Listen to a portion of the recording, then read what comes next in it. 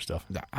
Tomorrow I'll be older anyway. Right. Today I'm not older. No, you're you still only a young get older man. on your birthdays. It's like It's you're funny. the same age, and then it's like on a that day, speed you're limit like, sign. Yeah, You can't move up to it. Once you hit 55, right. you got to go 55. I've been pulled over actually for just before it. Yeah, well, you're sped up a little too soon. I knew a guy who by the way, made the argument to the judge, and the judge said, that's a very good argument, guilty. But he actually had diagrams from when the speed limit sign was. And he says, now, is it from sign to sign, or is it from halfway between each sign that's the speed limit? So it's not defined in law. That's not a good argument at all. Well, it was pretty good. It's not a good argument. I think it is. It's ridiculous. Yeah. No, it's not. Yeah, it is. No, it's not ridiculous. Yeah, it's ridiculous. No. Come on. So you always assume it's right when the speed limit sign is? That's... Yeah, why? How would it be halfway between the signs? Well, I think that's a clever argument. I don't think it is a clever argument. Didn't work. How'd it work? There you go. No, he's found guilty. Yeah, I don't think so. It was like Sheldon in Big Bang Theory, which, by the way, he had a perfect argument. If you want to talk constitutional right, it was a photo traffic ticket. Uh-huh. And he said it was an emergency, so therefore what's necessary is legal, and he named it legal doctrine.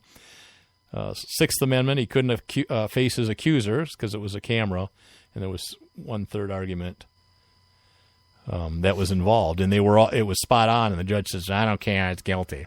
Right, which is what they do in real life, too, yeah. Although lots of people have fought those photo things and won on that argument. Yeah. Mythbusters was able to beat a speed camera. Yeah, but it was very elaborate. They had a rocket on their car. Something. No, it was speed. I mean, it was 250 miles an hour or more or something. Yeah, it was. Well, they were also trying to hide the license plate number. Yeah, none of that worked. Yeah. None of it worked. I mean, you could just take the license plate off.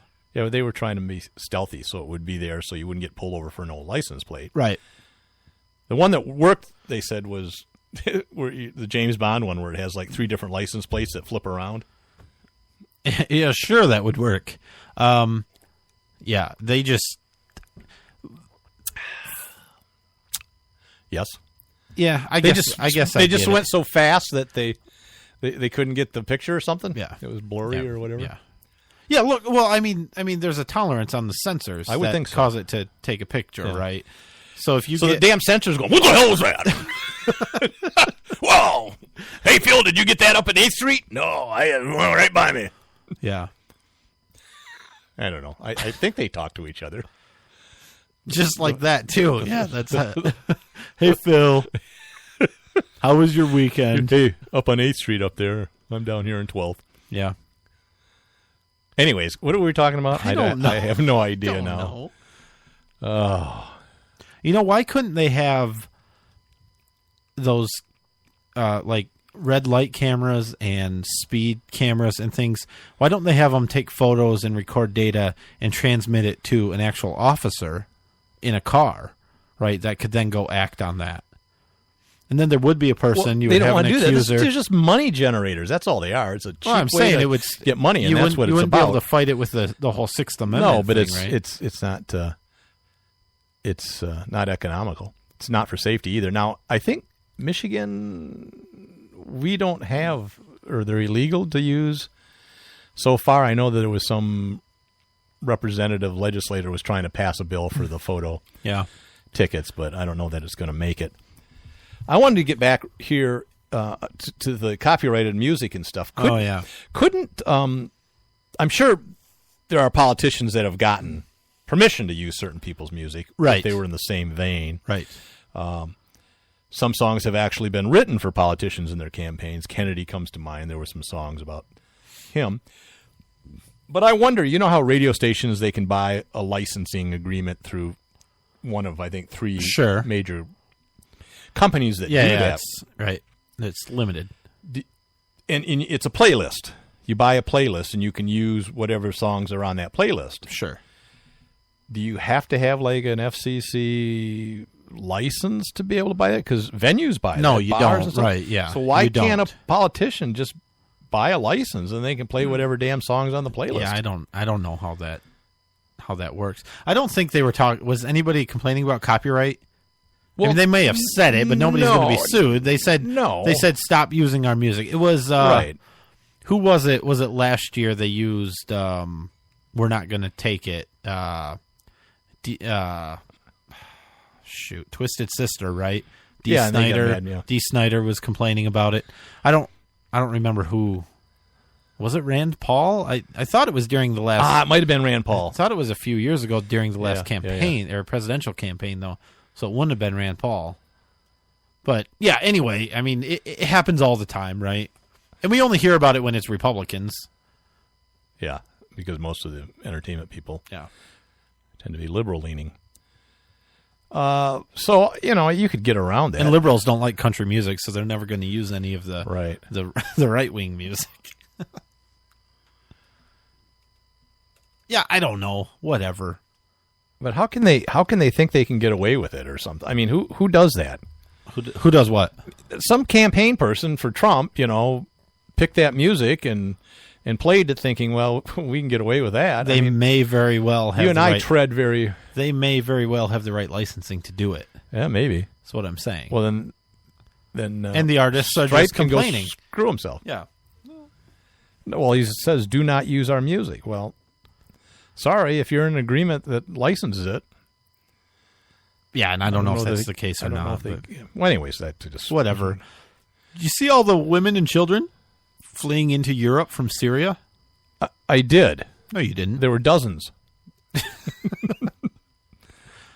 Yes, yeah, I did. No, I saw lots of pictures of children and kids. Yeah, I know. So I have to, I'd have to be there to see what it's like. I do know that our good friend Holly McKay, who writes for Fox News, has been over to some of those refugee camps, and she's devastated by the children and the women that are there.